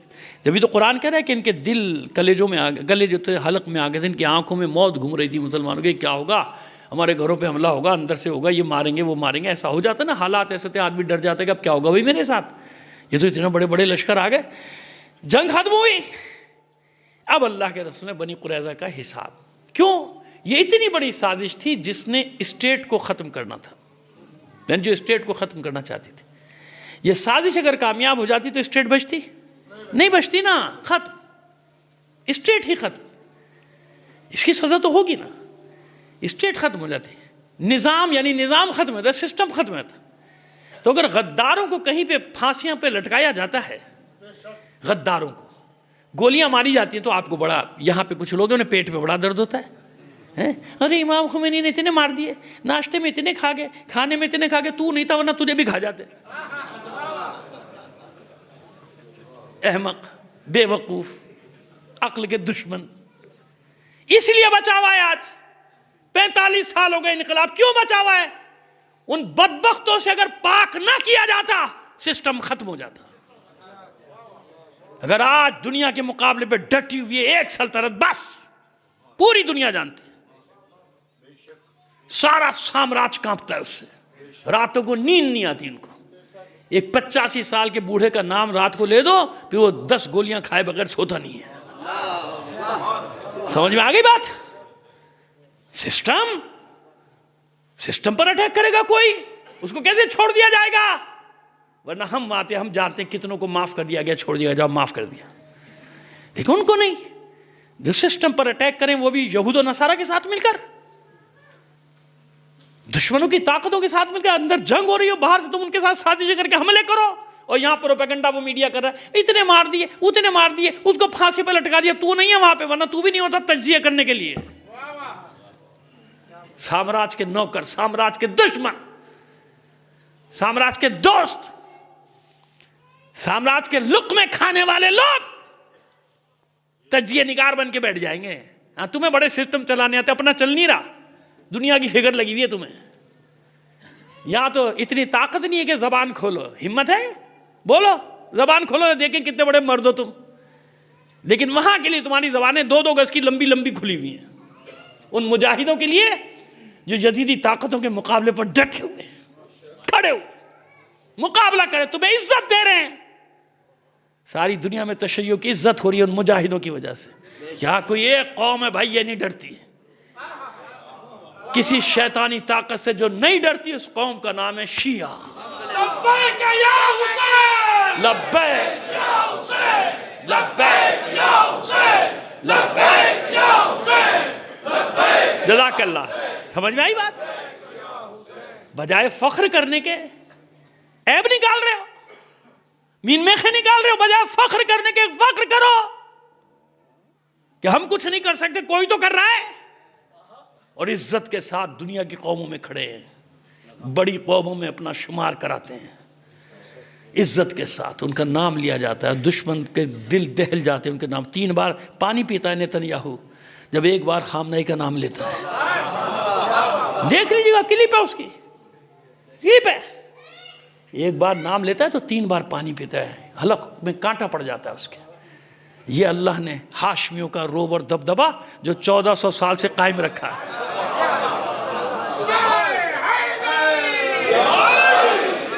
سید ہاشمی ہے نا، اللہم صلی اللہ محمد ہے نا، یہ سمجھ میں آگئی بھائی، یہ ہے سید ہاشمی، اسے کہتے ہیں سید ہاشمی، جس کے روب کا یہ عالم ہے، اس کے نام کی دہشت اتنی ہے۔ کس پر؟ منافقین اور کفار پر۔ مومنین کے لیے محبت ہی محبت ہے، اس کا نام آتا ہے تو مومنین کے دل میں محبتوں کے چراغ جلنا شروع ہو جاتے ہیں۔ سمجھ میں آگیا؟ خیر، اب سمجھ میں آیا بنی قریظہ کا پس منظر جو کہتے ہیں وہ بڑے بڑے بیٹھ جاتے ہیں، یہ کیا کہتے ہیں آپ دیکھیے، بنی قریظہ 400 مرد مار دیے، قتل کر دیے، مدینے میں اس زمانے میں آبادی کا تناسب کتنا ہوگا جس میں 400 مجھے تجھے 400 نظر آ رہے ہیں؟ وہ نظر نہیں آیا جن سارے قبیلوں کو چھوڑ دیا، یہودیوں کے عورتوں بچوں سمیت سمجھ جاؤ نکل جاؤ، کیوں؟ اور ان کو بھی رسول نے نہیں دیا حکم کے مارو۔ سنو، تاریخ کو مسخ کرنے والے تجزیہ نگاروں جو انالائز کرتے ہیں، سنو کیا ہوا تھا جب یہ ہو گئی سازش، جنگ ختم ہوئی، اب اللہ کے رسول نے حکم دیا بنی قریظہ کی طرف چلو، ان کے قلعوں کا محاصرہ کرو۔ 400 سے 500 مجاہدین علی کے ہاتھ میں رائے تھے، پرچم جنگ ہے، ان کی گڑھیوں کا محاصرہ کیا۔ رسول نے پیغام بھیجا کہ نیچے اتراؤ پہاڑوں سے، کیا ہمیں امان ہوگی؟ کہا نیچے اتراؤ پھر فیصلہ ہوگا، میں تمہارے بارے میں فیصلہ کروں گا، لیکن پہلے تم سرنڈر کرو، پہلے سرنڈر کرو، سرنڈر کرو گے پھر بات ہوگی، پہلے سرنڈر کرو، کیونکہ اب شرائط والا معاملہ ہے ہی نہیں نا، شرائط نہیں رکھیں گے یہ شرط وہ نہیں، پہلے سرنڈر کرو، سرنڈر کرنا پڑے گا، اس کے بعد میں فیصلہ کروں گا کہ تمہارے ساتھ کیا کرنا ہے، کیونکہ تم نے اسٹیٹ کو خطرے میں ڈالا تھا، تمہاری وجہ سے نظام جا رہا تھا، ختم ہو رہا تھا، تمہیں نہیں، لہذا پہلے سرنڈر کرو۔ نہیں اترنے کو تیار نہیں تھے۔ دیکھو پھر مشکل ہو جائے گی، حملہ ہوگا تو پھر کوئی بچے گا نہیں، لیکن جناب وہ اپنے قلعوں میں تھے، آپس میں کوئی فیصلہ نہیں کر پا رہے تھے۔ ان کا بڑا عالم ان کو مشورے دیتا تھا کہ بھئی یا تو ایسا کرو کہ اپنے ہاتھوں سے عورتوں بچوں کو مار دو اپنے، اور پھر چل کے لڑتے ہیں ان کے ساتھ مقابلہ کرتے۔ کہا ہاں یہ کون سا وہ ہوگا کہ ہم اپنے بچوں کو اپنے عورتوں کو اپنے ہاتھوں سے مار دیں؟ تو کبھی سرنڈر کر دو، وہ ہماری گردن مار دیں گے، بھئی گردن ماریں ہمارے اللہ کا رسول ہے، کیا پتہ، چھوڑ دے، سرنڈر کر دو۔ اسے 2-3 راستے رکھے، یا ایک بار نکلو رات کے وقت سارے نکلو اور حملہ کر دو، جو ہوگا دیکھا جائے گا، آدھے بھاگ جائیں گے، آدھے مر جائیں گے، بچ جائیں، کچھ تو کرو۔ کسی چیز پہ راضی نہیں ہوتے۔ اللہ کے رسول نے آخری وارننگ دے دی کہ بھئی نیچے آ رہے ہو تو ٹھیک، نکل رہے ہو قلعے ٹھیک، ورنہ پھر ہم آ رہے ہیں، حملہ ہو رہا ہے۔ اب انہیں کہا اچھا بھئی ایسا کریں، سعد ابن معاذ سے ہمارے بہت تعلقات ہیں، صحابی رسول ہے نا سعد ابن معاذ، سب سے پہلے اسلام قبول کرنے والوں میں، انہیں یثرب کے لوگوں میں، تو ان کو ان سے ان کے دوستی بھی تھی، تعلقات تھے یہودیوں کے، یعنی تجارتی دوستی، خدا نہ کرے سعد ابن معاذ تو اللہ کے رسول کا سچا دوست اور سچا صحابی ہے، ایسا نہیں ہے۔ تو جناب کہا آپ ان کو ثالث مقرر کر دیں، وہ جو فیصلہ کریں گے ہمیں قبول ہے۔ جناب سعد ابن معاذ لشکر کے ساتھ نہیں آئے تھے، سخت مریض تھے، سخت مریض تھے۔ تو اللہ کے رسول نے پیغام بھیجا ٹھیک ہے تم نے یہ شرط رکھی ہے، مجھے قبول ہے، جاؤ سعد ابن معاذ کو سواری پر لے کر آؤ۔ ان کے قبیلے کے لوگوں کو بھیجا کہ جائیے لے کر آئیے سعد ابن معاذ کو غصہ یہ کہ اللہ کے رسول کو چھوڑ کے مجھے ثالث بنایا ہے نا، صحابی رسول ہے نا۔ تو سچے صحابیوں کا میں روزانہ ذکر کرتا ہوں، آپ جانتے ہیں، میں تو کبھی مجھے اس میں وہ نہیں ہوتا کیونکہ ہم تو خود جانثار ہیں۔ تو جناب سعد ابن معاذ کو غصہ ہے اس بات کہ اللہ کے رسول کو چھوڑ کے مجھے ثالث بنایا۔ اب یہ سواری پہ آئے، بخار بھی ہے، صاف رومال سر پہ بندھا ہوا ہے، جناب یہ خچر پہ بیٹھ کے آئے ہیں، اپنے لایا گیا، ان کو بھیجا گیا ان کے پاس کہ بھئی انہوں نے کہا کہ دیکھو بھئی ہم ان کو اپنا ثالث بنا رہے ہیں، جو یہ فیصلہ کریں گے ہمیں قبول ہے۔ سعد ابن معاذ نے پھر ایک برکت کا سوچ لو، جو میں فیصلہ کروں گا پھر وہ آخری ہوگا۔ کہا کہ ہاں ہمیں آپ جو فیصلہ کریں گے قبول ہے۔ اللہ کے رسول نے کہہ دیا سعد آپ جو ان کے لیے فیصلہ کریں گے وہی آخری ہوگا، بس اب فیصلہ کریں۔ سعد ابن معاذ نے ثالث انہی نے ثالث بنایا تھا، اللہ کے رسول نے نہیں۔ کس نے بنایا تھا؟ بنی قریظہ نے، یہودیوں نے ثالث بنایا، پڑھ لیجیے گا تاریخ جا کے، انہوں نے بنایا تھا۔ کہ سعد ابن معاذ ہمارا فیصلہ کریں گے، جو فیصلہ کریں گے ہم قبول۔ سعد ابن معاذ نے فیصلہ دیا کہ ان کے جتنے بھی جنگ کرنے کے قابل ہیں مرد، ان سب کو قتل کرو، ان کی املاک کو مصادرہ کیا جائے، ان کے باقی بڑے بوڑھوں عورتوں سب کو قبضے میں لے لیا جائے، جو رسول ان کے لیے فیصلہ کرے، غلام کنیز بنایا جائے، چھوڑ دیا جائے تو چھوڑ دیا جائے، جو بھی ان کے ساتھ کیا جائے۔ نتیجہ یہ ہوا کہ ان کے سارے جو جنگ کے قابل مرد تھے 400 کے قریب، ان سب کو قتل کیا گیا۔ اور جب ان کا وہ جو بڑا سا سردار اس کے قتل کی باری آئی کہ یہ اس قوم کے ساتھ ہوتا ہے جو عزت سے نہ جینا جانتی ہے نہ عزت سے مرنا جانتی ہے، یعنی ذلت کی موت آخر میں، نہ کھڑے ہوتے ہو نہ بیٹھتے ہو۔ اگر ایسی قوموں کے ساتھ یہی ہوتا ہے کہ ہر کوئی آ کے ان کو ذلیل کرتا ہے، کہ ذلیل کیا چلے گئے، ذلیل کیا چلے گئے، ذلیل کیا چلے گئے۔ تو یہ بنی قریظہ کا انجام۔ حالانکہ بعد میں ان کی عورتوں کو بھی چھوڑ دیا گیا، بوڑھوں کو بھی چھوڑ دیا گیا، کچھ کو خادموں کے طور پہ رکھا گیا، کیونکہ تھے تو یہودی، ان کو رکھتے، گھروں میں سازشیں کرتے، وہ نہیں کرتے کہ نہیں کرتے، لیکن کچھ کو دوسروں کے حوالے کیا گیا مال غنیمت کے طور پہ، انہوں نے ان کو بیچ دیا، جو بھی کیا، لیکن اللہ کے رسول نے ان کو کچھ نہیں کہا، چھوڑ دیا کہ چلو ٹھیک ہے، ان کو مردوں کو جنگ کے جو قابل تھے یہ فیصلہ تم نے کرایا، میں نے نہیں کیا۔ اور اس وقت وہ کہہ رہے تھے کہ کاش ہم نے اپنا فیصلہ رسول کے سپرد کیا ہوتا تو اللہ کا رسول ضرور ہمیں معاف کر دیتا۔ صلوات بھیجیے محمد آل محمد پر۔ یہ تھا وہ، بس ختم کر دی میں نے یہ تھا وہ آخری قبیلہ یہودیوں کا، بنی قریظہ، جس سے پاک ہوا یثرب۔ اب یہ پورا یثرب مدینہ بن گیا نا، کوئی نہیں، یہودی کوئی نہیں بچا۔ تو آج تک جیسے آپ کو تاریخ یاد ہے، یہودیوں کو یاد ہے کہ نہیں یاد ہے؟ یاد ہے نا، ان کے پاس بھی تو تاریخ ہے نا اپنی، کہ یہ ہوا ہمارے ساتھ۔ تو یہ یہودیوں کی دشمنی کا سبب، وہ اہل مکہ کی دشمنی کا سبب۔ کل بھی وہ دونوں اسلام کے خلاف احزاب میں ایک ہو گئے تھے، ہوئے تھے نہیں ہوئے تھے؟ آج بھی جنگ احزاب کا منظر ہے۔ ڈرو مت، یقین رکھو اللہ کے وعدے پہ۔ یہ لشکروں کا جمع ہونا ہی تو بتا رہا ہے کہ غیبی لشکر آنے والا ہے۔ وہاں بھی اللہ نے غیبی لشکر بھیجا تھا نا، غیبی لشکر آنے والا ہے، پریشان مت ہونا۔ یہ جمع ہو رہے ہیں سب، کفر و شرک و نفاق سب ایک جگہ جمع ہو رہا ہے، چھلنی ہو رہی ہے، چھانٹی ہو رہی ہے، چاہے وہ زبان سے کلمہ ہی پڑھتا ہو لیکن یہودی کے ساتھ ہے نا، عملی طور پہ جمع ہو رہے ہیں، سب ادھر جمع ہو رہے ہیں۔ ایمان والا دنیا میں جہاں بھی وہ ادھر جمع ہو رہا ہے، چاہے بے شک وہ اس کا تعلق سنی مذہب سے ہو، کسی مذہب سے، لیکن وہ حق کا ساتھ دینے کے لیے لڑ رہا ہے، جمع ہو رہا ہے۔ سمجھ میں آ رہی میری بات علی کے شیعوں؟ تو اس کو کبھی محدود ہو کر محدودے میں نہ دیکھا کرو، کسی لمیٹیشن نہیں ہے اس کی۔ یہ جو حق کی لڑائیاں ہوتی ہیں یہ آگے تک بڑھتی چلی۔ ابھی دیکھو ابھی اور کتنے لشکر آپ کے ساتھ شامل ہوں گے، بے فکر ہو جاؤ۔ ابھی مسیحیوں کے لشکر آنے والے ہیں، اطمینان رکھنا۔ یہ کربلا ایسے نہیں چھوڑے گی، کربلا آدھی دنیا کو آپ کے ساتھ لا کے کھڑا کر دے گی۔ اسی لیے تو وہ چاہتے ہیں کہ یہ مشی بند ہو جائے، ہے نا؟ پچھلے سال کتنے بڑے بڑے حملے کیے تھے کہ مشی نہ ہو، مشی ہوئی نا۔ حالانکہ یہ بتائیے آپ ماشاءاللہ اتنے لوگ جاتے ہیں جو نیک پروردگار سب کو لے کر جائے، اچھا یہ بتائیے وہاں اسلحہ لے کر جاتے ہیں؟ کوئی جا سکتا ہے اسلحہ لے کے؟ خالی ہاتھ چلے جا رہے ہیں۔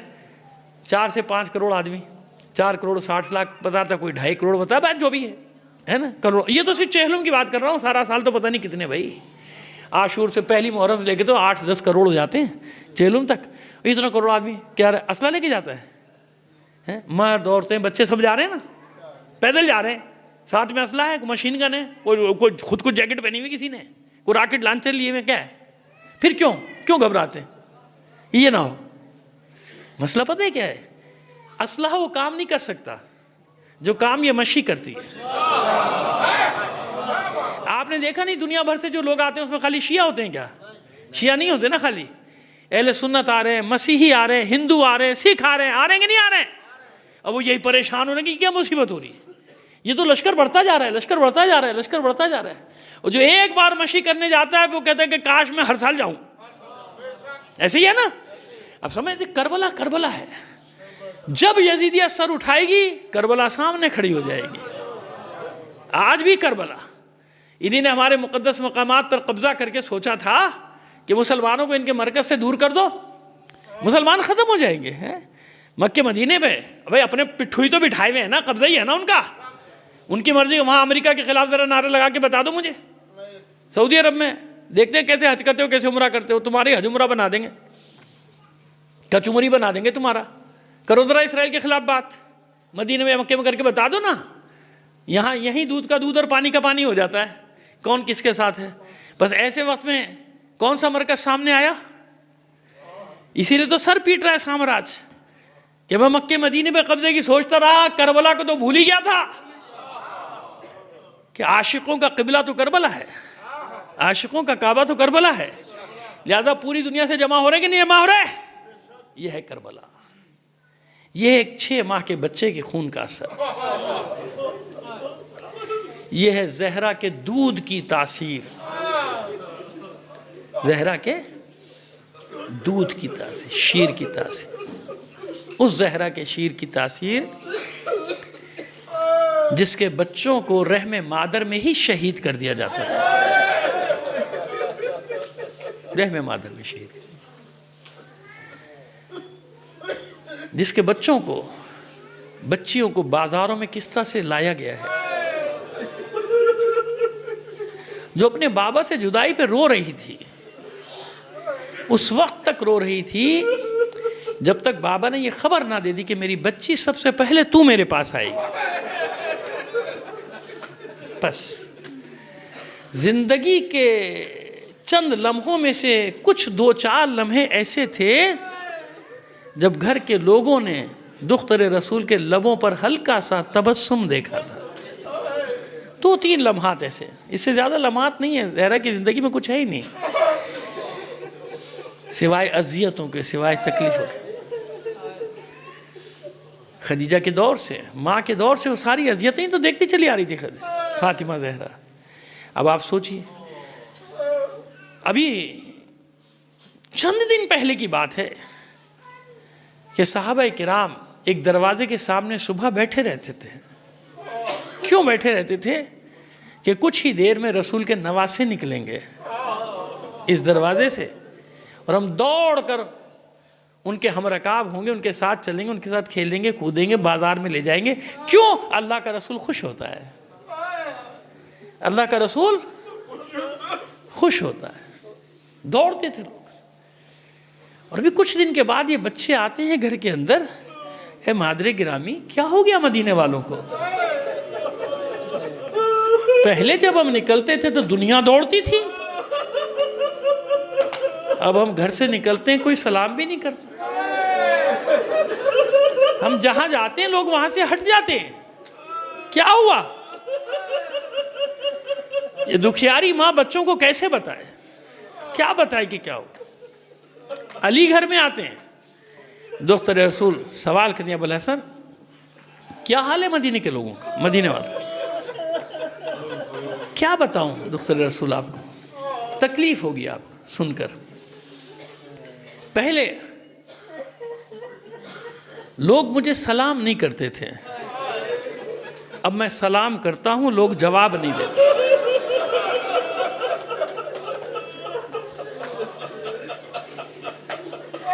اے دختر رسول، کچھ لوگ آپ سے ملاقات کرنا چاہتے ہیں. علی نے نام لے کر بتایا. معصومہ نے انکار کر دیا کہ مجھے نہیں ملنا، میں دیکھنا بھی نہیں چاہتی. چلے گئے. دوسری بار، تیسری بار، چوتھی بار جب علی آئے تو چہرے پہ بڑے دکھ کے آثار ہیں. ظاہر ہے معصومہ سمجھ گئی، یا ابو الحسن مدینے والوں نے کوئی نیا دکھ دیا. کہ دختر رسول آپ کو اختیار ہے، آپ اپنی مرضی کی مالک ہیں، لیکن اب مسئلہ یہاں تک پہنچ گیا ہے کہ آپ نے ملنے سے انکار کر دیا ہے، اور یہ پورے مدینے میں پروپیگنڈا کرتے کہ وہ تو ملنا چاہتی ہیں دختر رسول، مگر علی ملنے نہیں دیتے. آج تک اسی طرح کے پروپیگنڈے سوشل میڈیا پہ کچھ بدبودار بیٹھے ہوئے وہ اسی طرح کی باتیں کرتے ہیں، علی ملنے نہیں دیتے، علی سختی کرتے ہیں، علی ملنے نہیں دیتے. بس یہ سننا تھا. فاطمہ زہرا کی آنکھوں میں آنسو آ گئے کہ دختر رسول فرماتی ہیں، یا ابو الحسن آپ کی خاطر ایک بار اجازت دیتی، آپ کی خاطر ایک بار اجازت دیتی، بلا لیں. پردہ درمیان میں حائل ہے، آنے والے آ گئے. آنے کے بعد گریہ زاری شروع کر دی کہ ہم شرمندہ ہیں، کیونکہ مدینے میں باتیں ہونا شروع ہو گئی تھی نا کہ یہ کیا ہوا بھائی، دختر رسول اس کا دروازہ جلا دیا، اس کا بچہ رحم مادر میں شہید کر دیا گیا، حملہ کیا گیا، اس کے گھر میں گھسا گیا. اب یہ ساری باتیں تو چل رہی تھی. لہٰذا وہ آئے، معاف کر دیں. मासूम ने कहा सारी बातें छोड़ो, मैं अपने बाबा की एक हदीस पढ़ती हूँ, तस्दीक करना कि तुमने सुनी या नहीं सुनी, या तरदीद कर देना। मासूमा फरमाती तो मेरे बाबा ने कहा फातिमा तो बिज़अतुम मिन्नी, फातिमा मेरा हिस्सा है, मेरा जुज़ है, मेरा मानते हो? हाँ। कहा मन अज़ाहा फ़क़द अज़ानी वमन अज़ानी फ़क़द अज़ल्लाह, जिसने फातिमा को अजियत दी उसने मुझे अजियत दी, जिसने मुझे अजियत दी उसने अल्लाह को।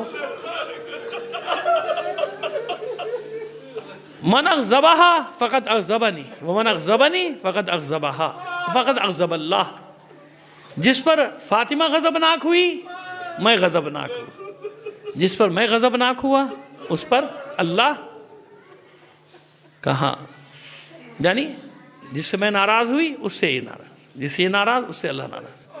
हाँ, हमने सुना, आपके बाबा ने फरमाया।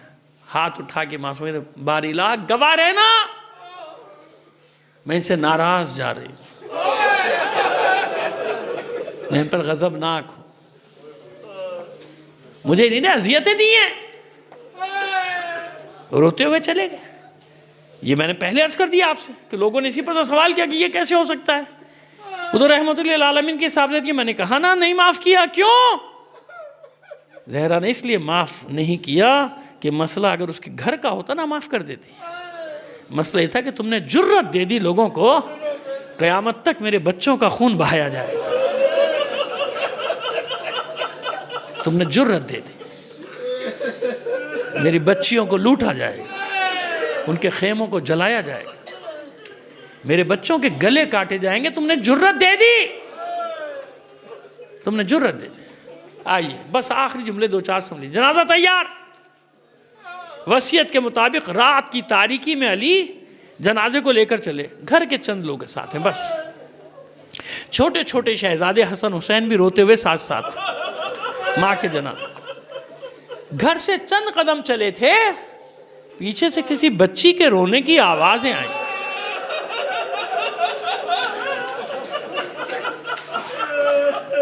अब जो अली ने मुड़कर देखा तो क्या देखा, छोटी सी ज़ैनब सर से पैर तक चादर में मर, जनाजे के पीछे पीछे रोती हुई चली आ रही। अम्मा मुझे छोड़ के कहाँ जा रही? अम्मा मैं आपके बगैर नहीं रह सकती। अली ने जनाजा रख दिया, वापस मुड़े, सीने से लगाया, गोद में उठाया, दौड़े घर की तरफ।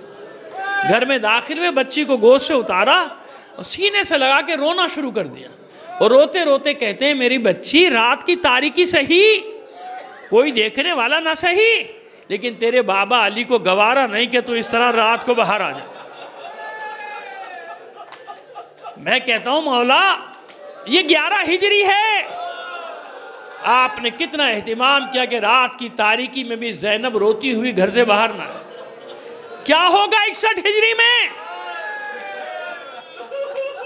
जब इसी ज़ैनब के सर पे चादर नहीं होगी, इस ज़ैनब के बाजुओं में रसन बंदी होगी, ये ज़ैनब बेपालानों के ऊँटों पर होगी, आपकी बच्चियां आपकी बेटियां बेपालानों के ऊँटों पर होंगी, इनको कैदी बनाकर बाजारों में लाया जाएगा। इस तरह से लाया जाएगा कि लोग सिर्फ तमाशा नहीं देखते होंगे, बल्कि आपकी औलाद की दुश्मनी में कोई इन पे कंकर भी मारता होगा, कोई दुश्नाम तराजी भी करता होगा। और आले रसूल का ये आलम होगा, आपकी बेटी का ये आलम होगा कि शाम के बाजार में पुश्ते नाका से सदा देगी, लोगों अपनी आंखें बंद करो, हमारी तरफ से अपने रुख फेर लो, नहनु सबाया आले मोहम्मद, अरे हम तुम्हारे रसूल की ज़ुर्रियत हैं, हम तुम्हारे रसूल की बेटियां हैं। मगर किसी पे कोई असर होने वाला न था। हाँ, अगर उस मजमे में भी कोई ईमान वाला, चाहे वो मसीही हो, अगर वो था तो लड़ने के लिए निकल आता था, अपनी जान कुर्बान कर देता था। और सानिया ज़हरा फिर मदीने का रुख करके कहती थी, नाना देख लिया तेरी उम्मत में से किसी की गैरत ना जागी, हाँ एक मसीही की गैरत जागी थी, वो तेरी ज़ुर्रियत पर अपनी जान कुर्बान।